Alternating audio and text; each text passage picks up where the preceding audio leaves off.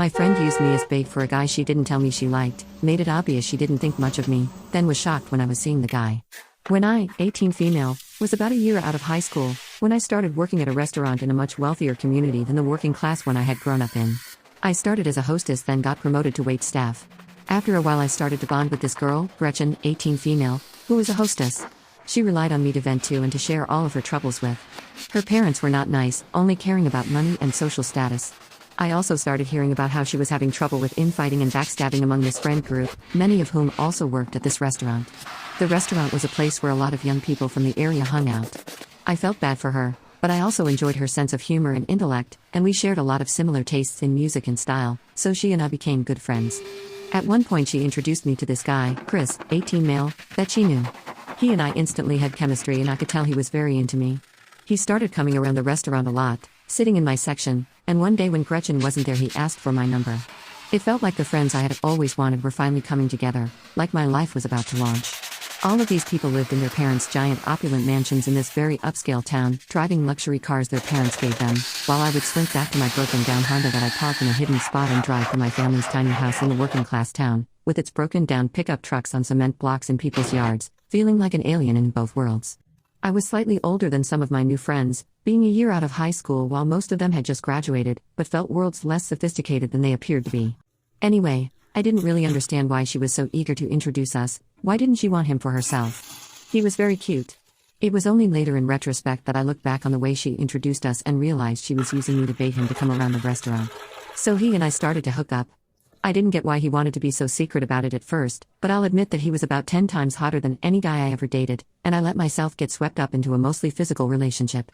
He asked me not to tell Gretchen because he could tell she was into him, and although I thought that was silly as she had introduced us so obviously if she had ever had any romantic feelings for him she was over it, but I reluctantly agreed. Not my proudest moment. Gretchen and I began to hang out more and more and became BFFs. We began to spend every free moment together. My secret hooking up with Chris felt more and more deceitful and I cooled it down with him a little. But I was young and didn't know how to handle this situation, and I'm sure I did everything wrong.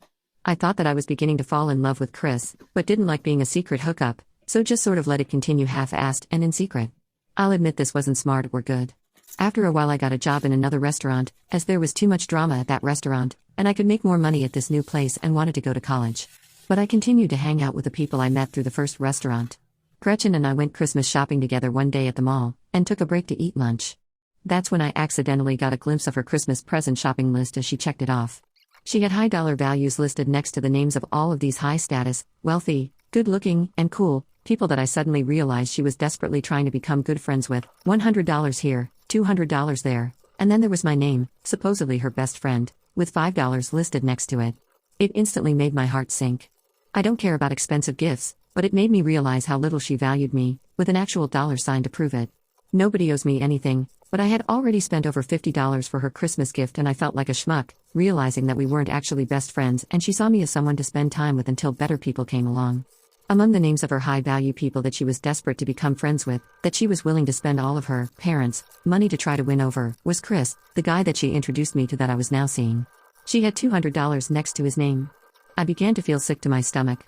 I didn't say anything to her as I probably shouldn't have looked over at her list as it wasn't meant for my eyes. But then something happened that really made my blood boil. She began to tell me how much she was in love with Chris, that she was sure he was her soulmate, that she thought about him every day all day.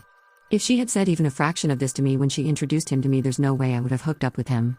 I suddenly felt all kinds of emotions swirling around at once. Why had she withheld this information from me? And why was she telling me this now? I began to realize she had been using me to keep him around. Then she started going on and on about how she spent all night on the phone with him the night before, which I knew was a lie because he was with me. I sat there seething and beginning to hate her and finally interrupted her to say, "None of that is true. He wasn't on the phone with you last night." She got this look on her face that I will never forget, instant knowing and aware that I not only caught her in her fantasyland delusional lie, but also knowing why I knew what he did the night before. She just sat there looking into my face and me looking back at her. I relished the look of hate and betrayal that had come over her face. I gave it right back to her. You could tell that she never expected little, stupid, trashy me to betray her in this way. I was just supposed to be her lapdog, always there for her but with no needs or wants of my own. Friendship over. She told everyone from the restaurant about what an evil backstabbing beach and a man-stealing W word I was, and all of my friends from that job stopped contacting me. But you know what? Screw her and screw them.